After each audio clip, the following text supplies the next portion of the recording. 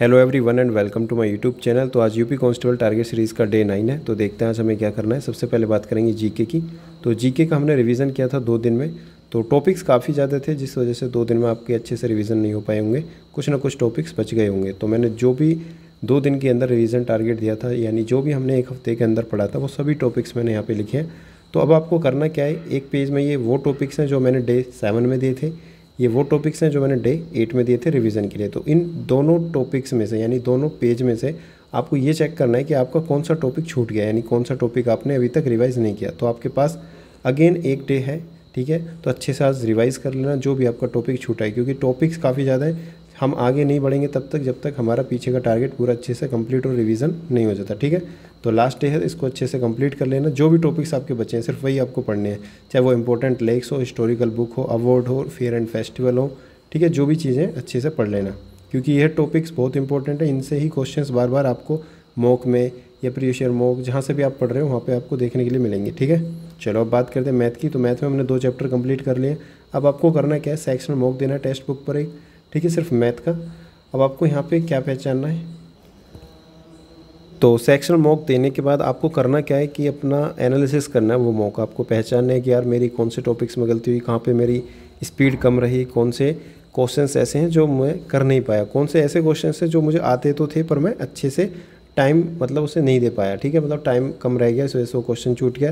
ये कौन से ऐसे क्वेश्चन हैं जो मुझे आते थे पर आते आते हुए मैंने गलत कर दिया, कैलकुलेशन मिस्टेक हो गई, मैंने ज़्यादा टाइम ले लिया, ठीक है। अच्छे से एनालिसिस करना है आपको। ये देखना है मैं कहाँ से नंबर इंक्रीज़ कर सकता हूँ जिनकी मैथ वीक है। हालांकि मैथ इतनी हार्ड आती नहीं है, ठीक है, यूपी कांस्टेबल में, बट फिर भी जिनकी वीक है उनको बहुत अच्छे से एनालिसिस करना है और फिर उसी पे काम करना है। तो अपना वीक टॉपिक पहचानना है और जो भी गलत क्वेश्चंस हुए या आपने अटैम्प्ट नहीं किए उनको अच्छे से सोल्व करना है, प्रैक्टिस करना है। तो इतना करने के बाद फिर आपको क्या करना है, प्रीवियस ईयर प्रॉफिट लॉस और डिस्काउंट, ठीक है, इसका अच्छे से रिवीजन करना है। यानी जो भी अभी हमने लास्ट में चैप्टर पढ़ा था प्रॉफिट लॉस एंड डिस्काउंट, इसका अच्छे से रिवीजन करना है। रिवीजन करने का मतलब ये है कि अपने नोट्स पढ़ने हैं। नोट्स से आप अलग अलग टाइप के जो क्वेश्चंस हैं उनके कॉन्सेप्ट समझेंगे, फिर उन क्वेश्चंस को प्रैक्टिस करेंगे। ऐसा नहीं सिर्फ रीड कर लिया, अगर रीड करोगे तो चीज़ें समझ में आएंगी, खुद को लगेगा कि मैंने सब कुछ अच्छे से पढ़ लिया, रिवाइज कर लिया, लेकिन जब क्वेश्चंस प्रैक्टिस करोगे तो वो चीज़ें नहीं हो पाएंगी, ठीक है, टाइम लगेगा और याद भी नहीं आएंगे। तो इसलिए मैं कह रहा हूँ मैथ की प्रैक्टिस खुद से करनी ज़रूरी है, ऐसा नहीं कि रीड कर दिया, ठीक है। चलो बात करते हैं हिंदी की। तो हिंदी में जो भी आपका वीक चैप्टर है उसको अपने नोट से पढ़ना।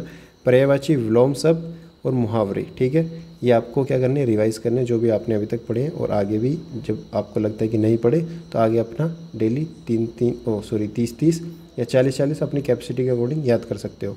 वीक चैप्टर्स अपने नोट से पढ़ने हैं और टीचर जो भी फॉलो करने हैं वो मैं बता चुका, बुक्स कौन सी फॉलो करनी है वो भी मैं बता चुका, वो आप अपने अकॉर्डिंग फॉलो कर लेना।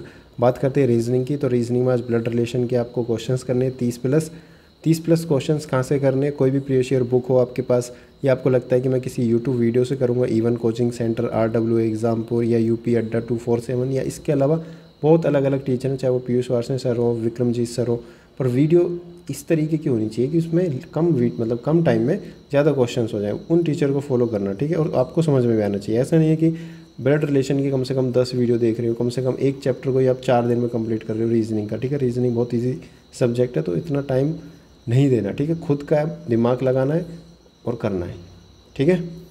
तो टाइम के हिसाब से हमें पढ़ना होता है। बात करते हैं मॉक की। तो मॉक जो आपने दिया था RWA का लाइव मॉक आज संडे में, तो आपको क्या करना है, इसका स्कोर शेयर करना है, यानी कि अपने कमेंट सेक्शन में बताना है कि मेरा स्कोर इतना आया, मेरी परसेंटाइल ये रही, और कितना इंप्रूवमेंट आपने किया इस 1 हफ्ते में ये भी मुझे बताना है, ठीक है। कमेंट सेक्शन में बताओ, जिससे सबको एक मोटिवेशन मिले कि हाँ सच में स्कोर इंप्रूव हो रहा है या नहीं हो रहा है। जो भी प्रॉब्लम है आप बताओ। इसके अलावा आपको क्या करना है, जो अभी तक आपने मॉक दिए, मॉक नंबर 1 और 2 जो आपने टेक्स्ट बुक पर दिए थे, उनमें जो भी रॉन्ग क्वेश्चंस या अनअटेम्प्ट क्वेश्चंस थे उनको फिर दोबारा से आपको क्या करना है, सोल्व करना है, प्रैक्टिस करना है, यानी रिवाइज करना है। कि ऐसा तो है नहीं कि जो आपके रॉन्ग क्वेश्चंस हुए थे आपने एक बार प्रैक्टिस कर लिया तो सब कुछ याद हो गया, है ना। तो दोबारा उससे अच्छे से रिवाइज करना है, उनके कॉन्सेप्ट देखने हैं, तो वही चीज़ें आपका गैप फिल करेंगी, ठीक है। तो हमें गैप फिल करना है इन 45 डेज़ में। तो किस तरीके से करना है, यही स्ट्रैटेजी है। बहुत लोग कह रहे हैं कि मेरा स्कोर यहाँ पे स्टक हो गया, यहाँ पे स्टक हो गया, कुछ अलग स्ट्रैटेजी बताओ। देखो अलग स्ट्रैटेजी कुछ नहीं है, अपने डेली टारगेट्स फॉलो करते रहो, हर एक का यहाँ पे नंबर आएगा, चाहे वो एवरेज स्टूडेंट हो या बिगिनर हो।